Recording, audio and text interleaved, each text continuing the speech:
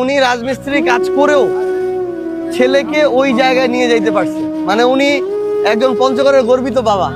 আমরাও তো বুয়েটে সিভিলে ভর্তি দিতে পারি নাই, তার ছেলে ভর্তি হয়েছে। মারুফ বলতেছেন?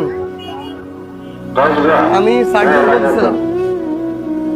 ফার্স্ট ইয়ার সেকেন্ড সেমিস্টার বুয়েটে সিভিলে পড়তেছো না? এখন তোমার কি হচ্ছে, মানে ল্যাপটপ লাগবে? কত লাগতে পারে? আচ্ছা, আমি তাহলে হচ্ছে শোনো, আমার জায়গা থেকে হচ্ছে চাচার হাতে দিতেছি। আচ্ছা শুনেন দেখি, আপনি এমনি কি করেন? রাজমিস্ত্রির কাজ করেন। আপনার অমরখানা ইউনিয়ন। আপনার ছেলের স্কুল কোথায় ছিল? অমরখানায় প্রাইমারি। আর হাই স্কুল? পঞ্চগড় কি কালেক্টরেট। আর কলেজ? উনি রাজমিস্ত্রি কাজ করে, ছেলের school primary high school college সব পঞ্চগড়ে, ছেলে এখন বুয়েটে পড়ে। এবং ওনার এতটাই পরিবারের কষ্টের অবস্থা যে ছেলেকে একটা ল্যাপটপ কিনে দিতে হবে এই সামর্থ্য তার নাই।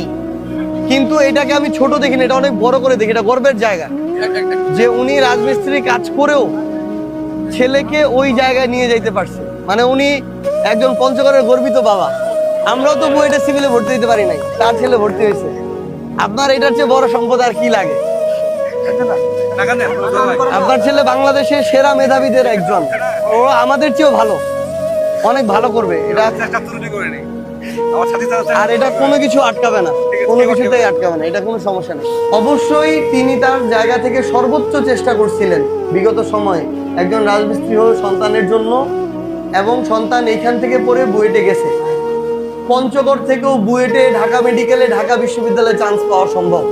টাকার অভাব সন্তানের কাছে বাধা যেন না হয়, যে ভালো করে পড়াশোনা করে। কারো সন্তান যদি খুব ভালো পড়াশোনা করে, ভালো রেজাল্ট করে, আপনার যদি অর্থনৈতিক সমস্যা থাকে আমাদেরকে জানায়েন, আমরা আমাদের জায়গা থেকে সর্বোচ্চ চেষ্টা করব। এবং আমাদের এই ছোট ভাই মারুফ বুয়েটে পড়তেছে ফার্স্ট ইয়ারে, তার ল্যাপটপ কিনতে 1 লক্ষ টাকার মতো লাগবে। আমাদের চাচা এটা নিয়ে অনেক চিন্তিত।